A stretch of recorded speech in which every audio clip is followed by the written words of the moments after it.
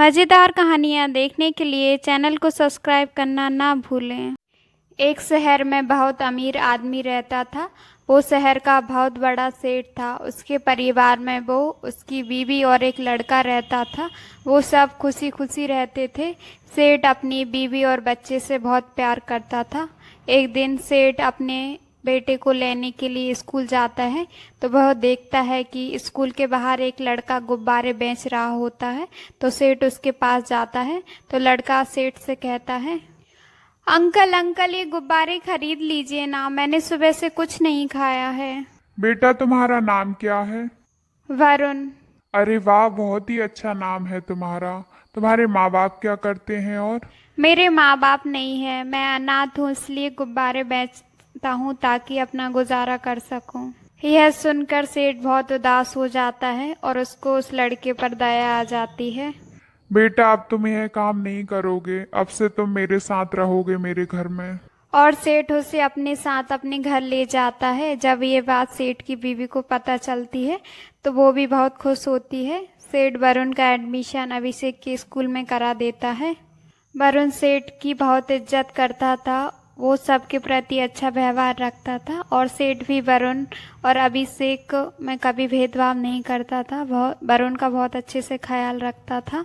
देखते देखते वरुण अभिषेक दोनों बड़े हो जाते हैं। अभिषेक जितना लापरवाह हो रहा था, वरुण उतना ही जिम्मेदार हो रहा था, क्योंकि वरुण की पढ़ने में काफ़ी दिलचस्पी थी। इसलिए सेठ वरुण को विदेश भेज देता है और अभिषेक को अपने साथ काम करने के लिए रख लेता है। यह बात अभिषेक को बिल्कुल अच्छी नहीं लगती। एक दिन अभिषेक सेठ से, पापा ये आपने क्या किया? आपने वरुण को पढ़ने के लिए बाहर भेज दिया और मुझे अपने साथ ही काम करवा रहे हो। हाँ, मैंने इसलिए उसे बाहर भेजा क्योंकि वह पढ़ने में काफ़ी होशियार है और तुम बहुत लापरवाह हो।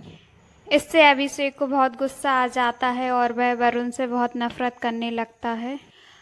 कुछ साल बाद सेठ और सेठ की पत्नी दोनों अपनी जायदाद बांटने का सोचते हैं। तो क्या सोचा है आपने? जायदाद का क्या करना है?